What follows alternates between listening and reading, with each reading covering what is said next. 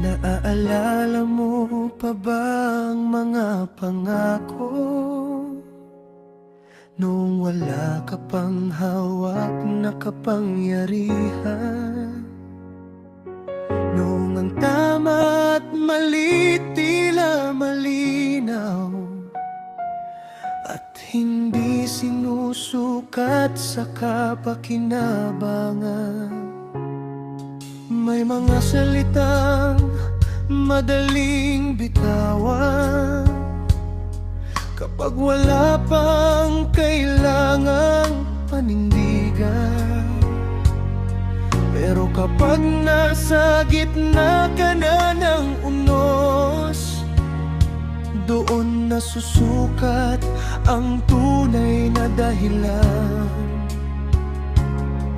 At kung minsan ay tahimik ang konsensya, nalulunod sa ingay ng paligid.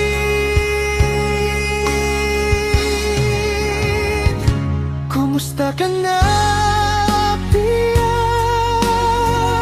Naroon pa bang apoy na dala mo noon? Naalala mo pa ba kung para kanino ang bawat boto at bawat desisyon? Kumusta ka na, Pia? Kapag mag-isa ka at wala nang palakpakan, may sagot ka pa bang maibibigay sa mga pangakong naiwan ng nakaraan?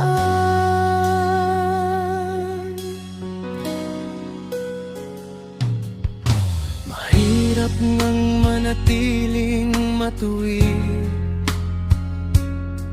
kapag maraming kamay ang humihila, at madaling maligaw ang direksyon kapag kapangyarihan na ang gumagabay. Ngunit hindi ba't tungkulin ang dahilan kung bakit mo piniling tumindig noon?